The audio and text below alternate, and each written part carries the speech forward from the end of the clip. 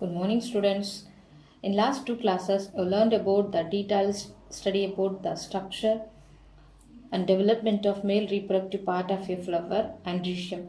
In this class, you are going to learn about the female reproductive part of the flower gynoecium. Female reproductive part gynoecium. The gynoecium is the female reproductive part of the flower. Gynoecium is represented by one or more pistil. The pistil is derived from carpels. The pistil consists of three important structures: ovary, style, and stigma. The ovary is a basic part of the gynoecium. It contains ovules. The ovules are attached to the ovary by means of a small stalk called as a placenta. From this ovary, an elongated, slender, stalk-like structure arises is called as a style. At the tip of the style, there is a landing platform for a pollen grain is called as a stigma. So the gynoecium is consist of three important structure: ovary, style, and stigma.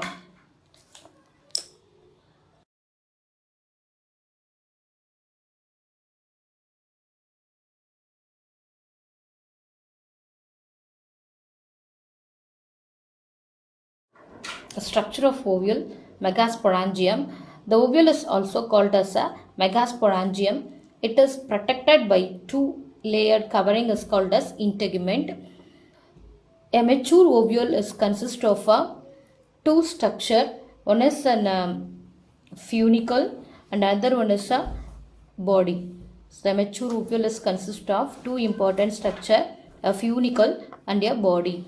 A funicle is a stalk-like structure which is attached to the body by means of a structure is called as hilum. The point of attachment where the funicle is attached to the body of the ovule by means of a structure is called as hilum. The hilum represents the junction between the ovule and the funicle. In an inverted ovule, the funicle is attached to the body of the ovule, forming a ridge-like structure is called as raphe. The body of the ovule is made up of a central mass of parenchymatous tissues are called as a nucellus. The nucellus contains a large amount of reserve food materials. The nucellus is enveloped by a two protective covering is called as integument. The nucellus is covered by two protective covering is called as a integument. The integument is completely surround the nucleus except at the top of the nucellus. The pore is present is called as a micropyle. The nucellus is surrounded by either single layer of integument is called as unitegmic. Sometimes it is covered by double layer of integument is called as bitegmic. The basal region of the body of ovule where the nucellus, the integument and the funicle are merged or meet is called as a chalaza. The basal region of the body of ovule where the funicle, the integument and the nucellus are meeting is called as a chalaza. At the center of the nucellus, there is a oval sac-like structure is called as the embryo sac. The embryo sac are also called as female gametophyte. It developed from the functional megaspore formed within the nucellus. In some species, the inner layer of the integument may become specialized to perform the function of nutrition to the developing megaspore. Such a type of integument are called as endothelium or integumentary tapetum.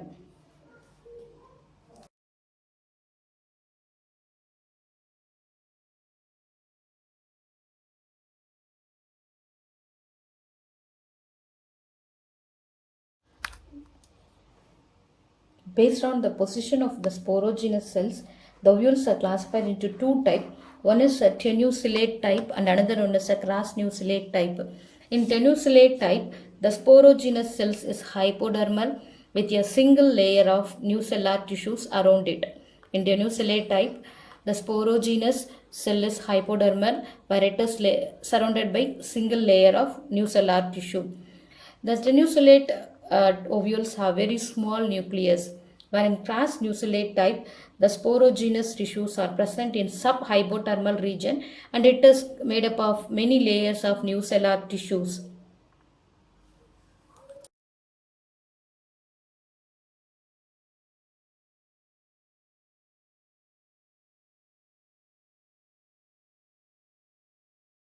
In crass nucellate type, a group of cells which are present at the base of the ovule in between the chalaza is called as hypothece. The thick cells found above the micropylar end, above the embryo sac is called as a epistase. Next, types of ovules.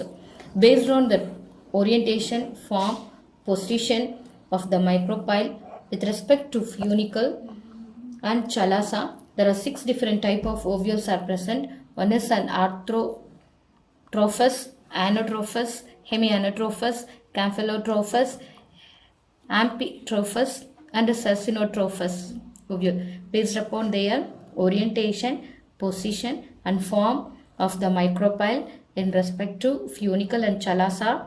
The ovules are classified into 6 different categories. One is arthrotrophous, anotrophous, hemianotrophous, camphylotrophous, amphitrophous and succinotrophous.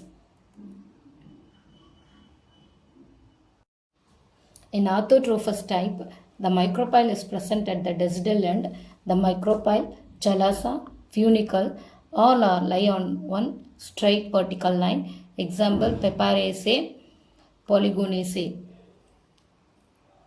In anotrophous type of ovule, the body of the ovule becomes completely inverted so that the micropyle and the funicle are come closer to each other. This type of ovules are commonly present in dicots and monocots. In amphitrophous, the distance between the chalaza and the hilum is very less. The curvature of the ovule is horseshoe-shaped nucellus is present. Example, some Alismataceae family. Camphylotrophous type of ovule. The body of the ovule at the micropylar end is curved and more or less bean shaped. The embryo sac is slightly curved.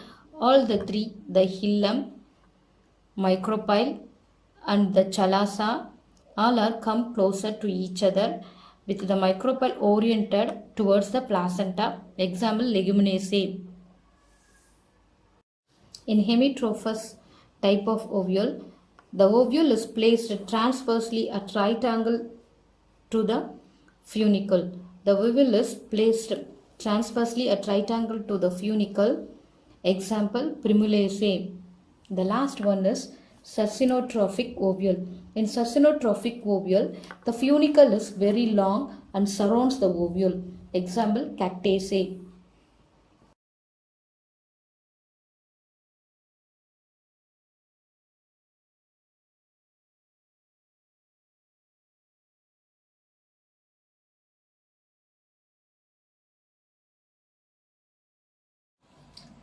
Next, megasporogenesis. Megasporogenesis means the development of megaspore from megaspore mother cell. As the ovule develops, a single hypodermal cell in the nucellus becomes enlarged and functions as archisporium. This archisporial cells directly functions as megaspore mother cells. In other plants, it may undergo a transverse division to form a outer primary parietal cells and inner sporogenous tissue. This outer primary parietal cells, sometimes undivided, are divided by a parallel and perpendicular division to embed the primary sporogenous cells deeply into the nucellus. The primary sporogenous cells functions as a megaspore mother cell. This primary sporogenous cells undergoes meiotic division to produces 4 haploid megaspores. Based on the number of megaspore development into embryo sac, there are 3 types of development are there. One is a monosporic development, bisporic development, and tetrasporic development.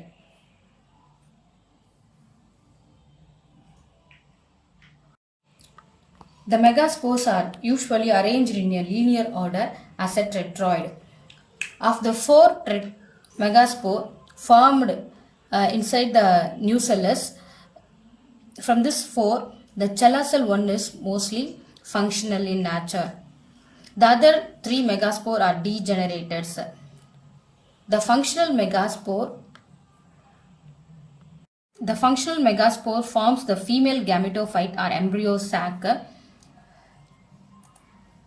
Among the four, one is functional, whereas the other three are degenerated in monosporic type. Example, Polygonum.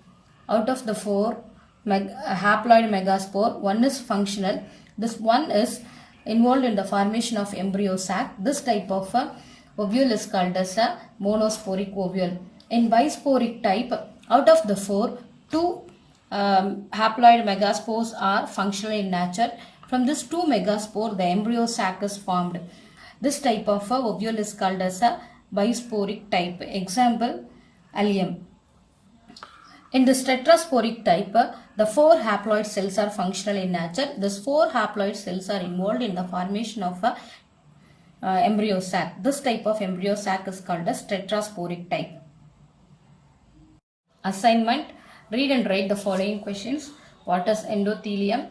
Distinguish tenucellate and brass nucellate ovule. With a suitable diagram, explain the structure of ovule. Explain the different type of ovule with a neat diagram. Complete the assignment and report as task completed in WhatsApp group between 6 to 7 p.m. without fail.